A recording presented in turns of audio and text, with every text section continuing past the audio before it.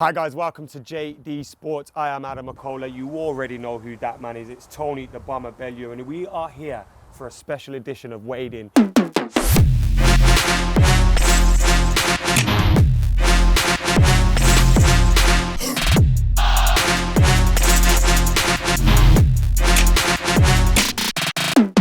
Usyk against Bellew. What a fight we have in store. I cannot wait for it. Tony, pleasure to see you. You too. Enjoying watching you, getting some strengthening, conditioning work going on. How are you feeling ahead of your fight?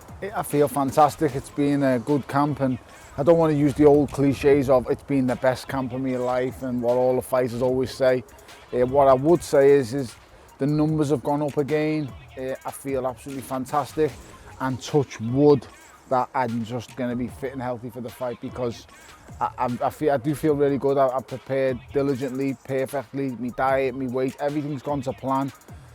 So I just want to get to the fight now. You're looking trim and I'm trim, all right. And sharp, and you're looking good, man. I came into camp at 17 stone, which is not a good thing, I'm not going to lie. But, you know, officially I was retired, and I was a heavyweight when I retired, so that's not really too much of a bad thing. But when you've got to get back down to 14 stone 4, it is. So I've done it the correct way.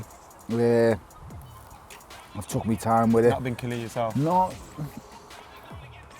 Not having a chocolate bar, not having a piece of bread, not having a fizzy drink is killing myself. Yes, I haven't had a piece of bread in 9 weeks. So little things like that are very hard, but you know, with great sacrifice, with great sacrifice and great dedication comes great rewards. And you know, I'm fighting for the biggest prize in the history of the sport. You know, all 4 belts are on the line, the Ring magazine belt. So we'll just see where it leads. These are the fights that dreams are made of, innit? Right. They are, you know. When you were amateur, this is what you would have hoped would be the dream. Oh, you don't even believe this is ever going to be possible. You know, did I think I could become world champion? Yes, to a certain extent. With the right opportunity, with the right opponent, I believe I could become world champion. But to fight for all 4 belts, to the Ring magazine belt, to become one face, one name, one champion at the weight division was just unimaginable. So I'm very, I don't know whether I should say lucky, fortunate, grateful. I'm all them things. I just can't wait to see if I am as good as I believe I can be on November the 10th to find out, because on November the 10th I have the ultimate test in world boxing. I face the most formidable opponent of my career and an amazing fighter in Oleksandr Usyk. Now, you did say you've retired once before. Yeah, I did. Now the plan is obviously beat Usyk, sail off into the sunset, and really retire. And really retire. But Tony, if you win, or even if you lose, both can happen. Can you? Is this the last time you're going through all this? Is this your last training? Does it feel like it really deep down? It's supposed to be. It's supposed to be. It's supposed to be. So I'm training really. Do you know what the crazy thing is? I've only got better with age, and I think that's because I listen to my body a lot more now. I couldn't do the things I'm doing now at the rate I'm doing them. I've always, I don't want to say the word overtrained my whole career, but I've always thought by pushing that little bit further, I will get that little bit better. And that's not the case as you get older. You realise that little bit less gives you that little bit more. And I've learned that through experience over the years. So while I am getting better mentally and physically, I'm in a great place. But it is supposed to be the last one, yeah. It's supposed to be. So this might be my last ever fight. As a fan of boxing, you are a huge fan of the sport, and it's quite clear when you speak about it. We hear you doing your punditry work for Sky. What do you think of Oleksandr Usyk, just as a fan of the sport, not as an opponent? Oh, you've got to be a fan. How can you not be a fan of him? He's brilliant at everything he does. His movement is fantastic. His balance is perfect. Offensively, he's a very good fighter. I can't knock him. He's brilliant at what he does. He's an Olympic gold medalist, a former world amateur champion, European amateur champion. He's won every single thing in boxing that he could possibly win. He's won it. And he's just a fantastic fighter. But, you know, this is not the amateur game anymore. This is the professional game, and I am a seasoned veteran in the game. And he is going to learn, even though he's won everything there is to win, he's still going to learn a few new things on November 10th. Because even though he's quite old, he's still a very young professional boxer. Oh yeah, only 15 bouts. 15 bouts. you know, I've had double the bouts I've had well, double and a little bit more. I think I've had 32, 33 now. The punches do have an effect. So I know I've got 30 victories, so I've got double the amount of bouts. You've only lost twice. Yes, I've only lost once in my opinion, well, but you beat. Yes, I thought I beat him in the first fight, but it is what it is. I believe the only man who's ever beat me legitimately is Adonis Stevenson. And that little fella will never fight me again because he would never come near me. But, you know, forget about him. This is about me and Usyk. Is that who you calling that after Usyk? Oh, yeah? no, he's little. That dwarf couldn't mess with me anymore. Let's talk about this fight then, because you're saying this is your last training camp. So, I said that last time. You said that last time, we know that. But your last training, is there anything you've done differently in preparation for Usyk that you've maybe looked at him and thought, maybe I need to do that a little bit different? Because we know the sport, science, everything changes so quickly. Yeah. So have you tried anything new?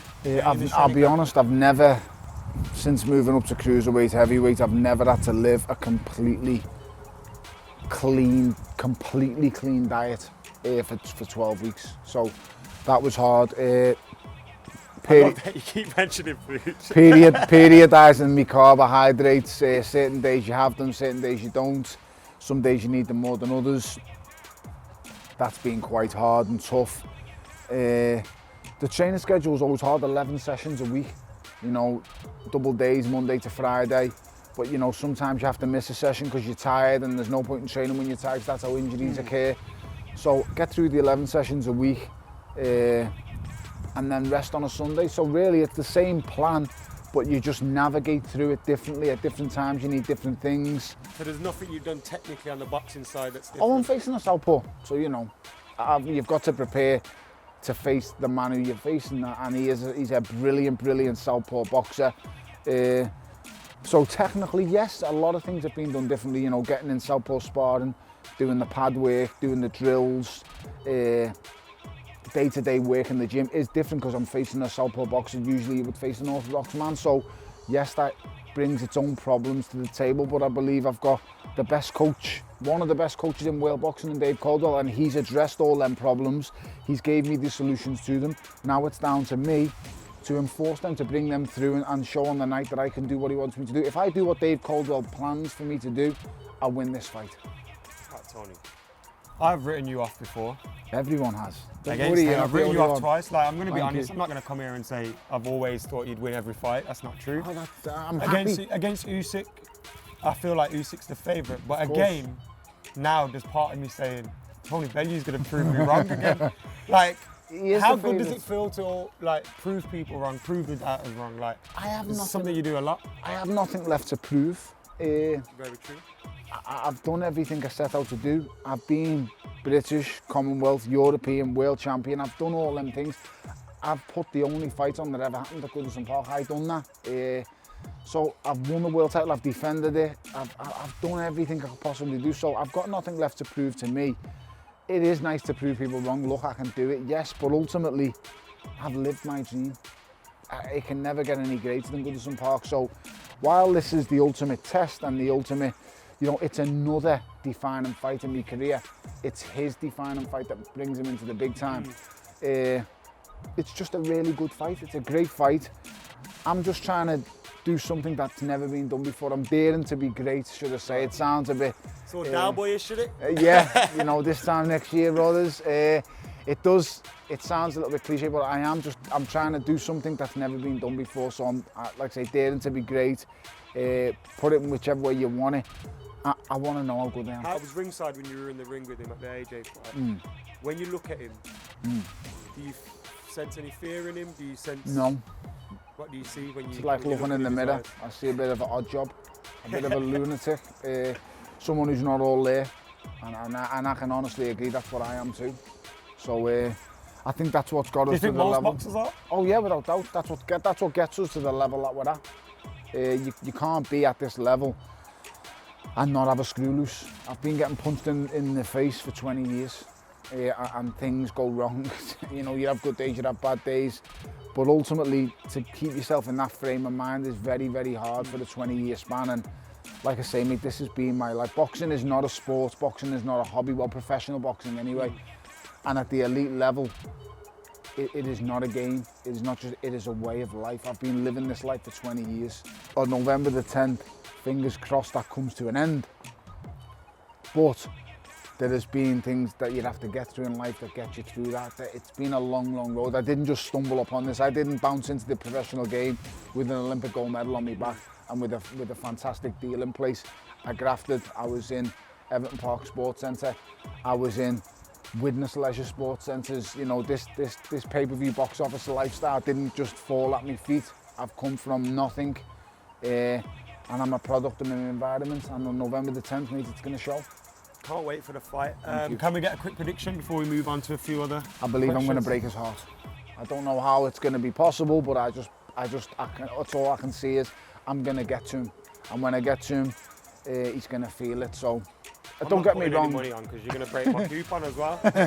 Don't get me wrong. I do think it's going to be a fantastic fight because he's not going to go easy, and neither am I. So, but listen, I could lose this fight. Don't make no mistake. I'm not trying to be big. This guy is formidable. He's a fantastic fighter, and I'm not stupid. He's got 2 arms, 2 legs, just like me. I can lose this, but so can he. And I think that's the part that people can't quite grasp. They can see how I can lose it, but they can't see how I can win it. I can see both ways. So and the thing is, like, whether people like you or don't, one thing they know is you're a boxing pure. You watch boxing, you know boxing, you know the sport, and you, even if you can't put the plan into action, you'll have a plan that could work to get him out. So it's a very dangerous fight for him. It's a very dangerous fight. The one thing I was about to mention then, Usyk Bellew, you've not had to sell this fight by being pushing each other, throwing tables at each other. Isn't that a beautiful thing? It's nice not to be involved emotionally in a fight this time. I said from the very start of this, when the fight was made, Oleksandr Usyk brings the hardware, he brings the belts, I bring the money. Yeah. You know, I bring box office.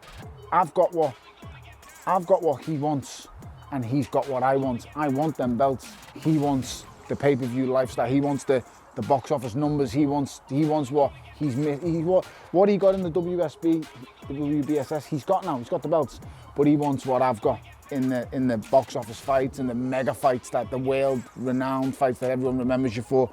So it's kind of a bit of a trade-off, but I'm happy to do it. You know, it's a brilliant fight, and you know, I'm honoured. You got some cojones on you, to be fair. Well, everyone said I wouldn't take it. Like, a lot of people could say, look, I've just beat Hay, got a lot of money in the bank. Let's call it a day now. What's the point going again, especially against someone like you? Of course, a young boy, younger than me. He's won everything there is to win.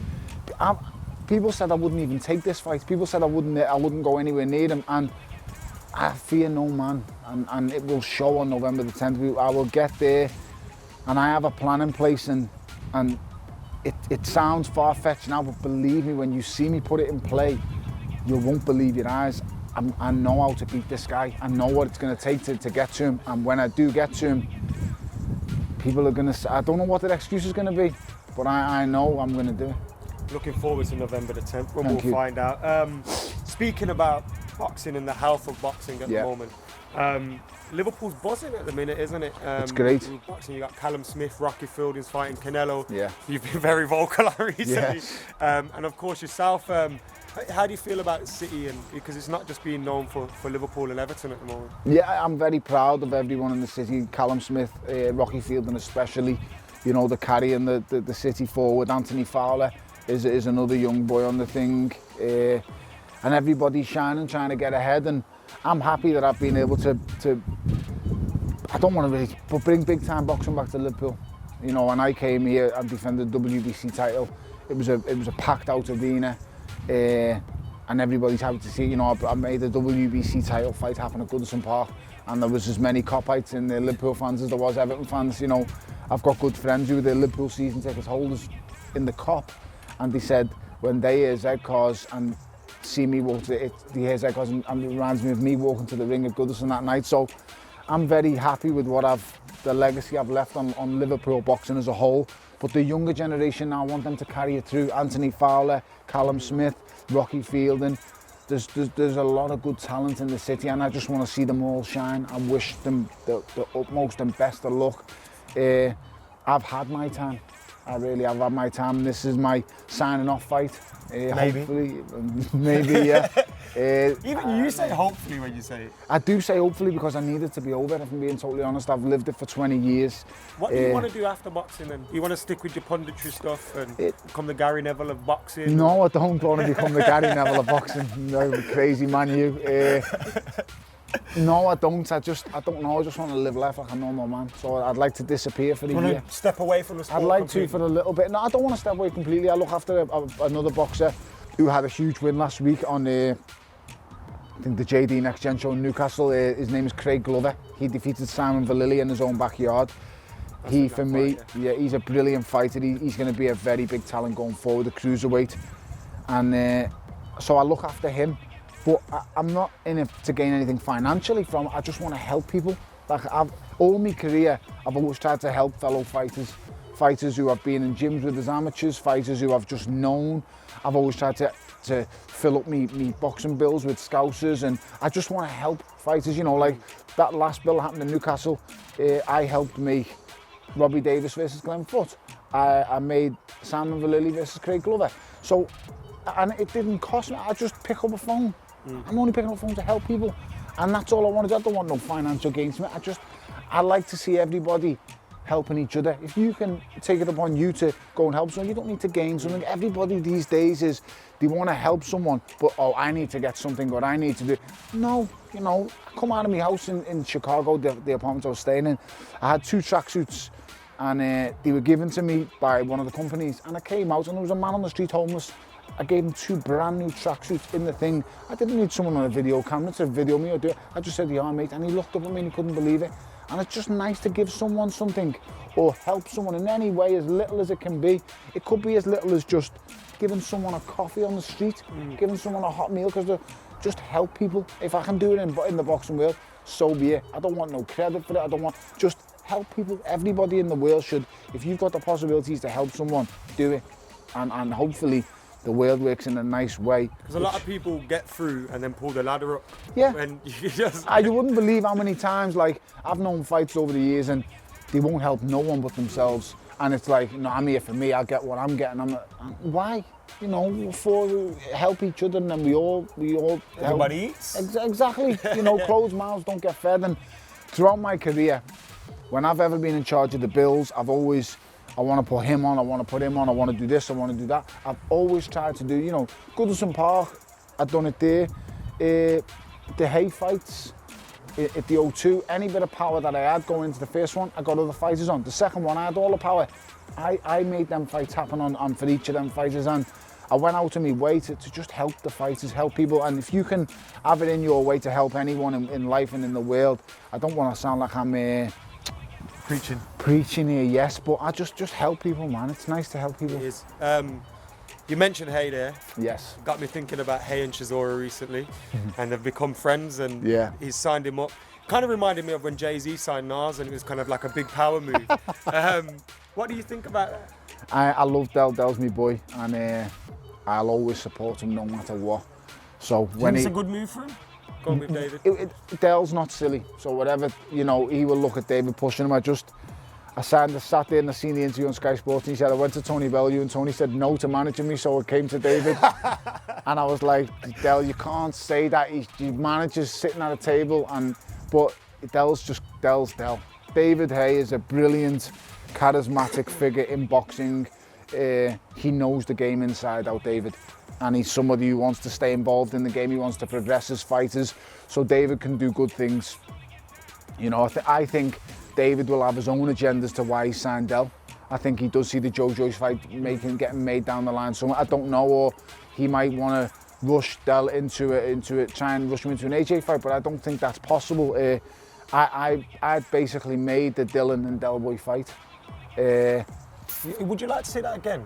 Of course, I'd like to. Because I thought it was. I had Del Boy last time. I thought it was close. I thought Del Boy did win it, but I thought it was a real close fight. It's the best fight I've ever seen live in my life. That's how good it was, and I've seen a lot of fights over the years. So Del is just a brilliant fighter who just, I don't know, I just want to see him get out of boxing okay, because this game is very unforgiving, and it will chew you up and spit you out in no time at all, and I just want to see him get out healthy and intact, because I love Dylan. I just want, like I said, I just want to see him end well. Fury Wilder, you've seen all the hype. I'm already bored of the hype, to be fair. The fight's in December and it's been going on for ages, but it is a great fight that we've got in mind. Of course. You look forward to it? I was in Chicago, so I've only seen little snippets of the press tour and stuff. I thought it was absolutely insane. But Tyson knows how to sell a fight, draw a fight, so does Deontay. Two big names. I'm really hoping for a Tyson Fury win. I'm just struggling to see it. Do you think that's just because of the short time? Oh yeah, without doubt. I just you can't go from facing Safari or whatever his name was, and then Pianeta, whatever. You can't go from them caliber of opponents to that one and expect to Safari and Pinata. You know what I'm saying? You can't go from them kind of a level of opponents from that to that. You just can't do it, mate, and it'll show on the night. Excuse me, I hope I'm wrong.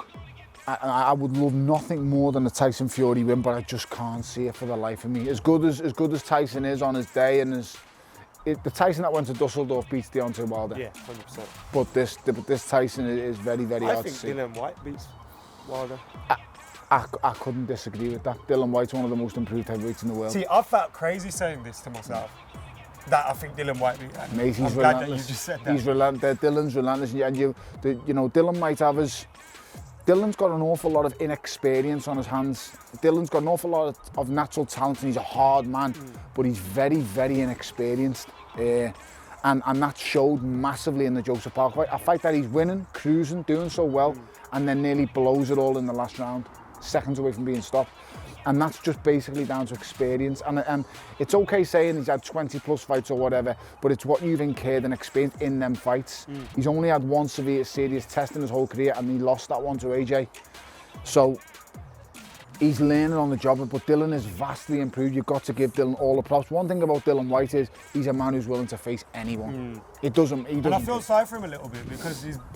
Oh, don't feel sorry, mate. He's eating. He's getting paid mega money. Of course, but he's beaten Parker. He's improved so much, and you're looking around. He should be fighting for a title, and like. Yeah, but you've got to look at it. The man who's got the titles has beaten him already. He's got three out of four belts. He should have fought Wilder. I agree, but that's it. That's purely down to Deontay Wilder. He doesn't want no part of that, and he's looking at it as. I see Deontay's thing, what he says, you know, kings don't chase paupers and all that kind of nonsense, but ultimately, he just doesn't.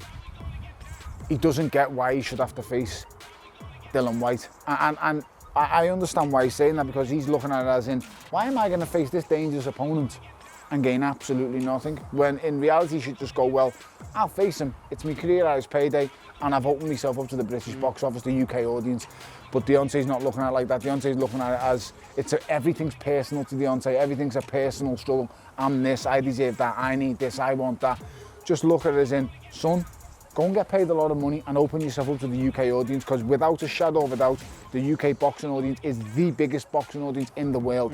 This is where boxing is now. It's the home of boxing. AJ is the face of boxing, and you need to familiarise yourself with that setting if you are going to explode on the world scene. Nobody in America knows Deontay Wilder. As sad as that is, this guy is WBC heavyweight champion of the world. The same belt held by the greats of like Muhammad Ali, Mike Tyson, Evander Holyfield. These names are synchronized with faces of sport. You know, Muhammad Ali is probably the most globally recognized face in the whole world. Mike Tyson is one of the most well-known sportsmen ever, you know, and they were WBC champions. Deontay Wilder isn't even known in New York. That's true. You can ask just strangers. Eddie Hearn done a video. He walked around one of the most popular cities in the whole world, and they said, do you know who Deontay Wilder is? And one guy's response was, Deontay who? Oh, the NFL player. and that alone speaks volumes of your kind of draw and what you bring to the table. Cheers, Tony. Appreciate that. Pleasure. Good luck on the 10th. Looking forward to the fight. Remember, November the 10th, Fingers Manchester crossed. Arena. Tony Bellew against Usyk. It's going to be a great fight. And of course, it might be his last one, although we're not sure here on Weighed In. Thank you for watching Weighed In. Make sure you subscribe to JD Sports. Like, comment, share. And for now, I'm Adam. Here's Tony. We're out of here.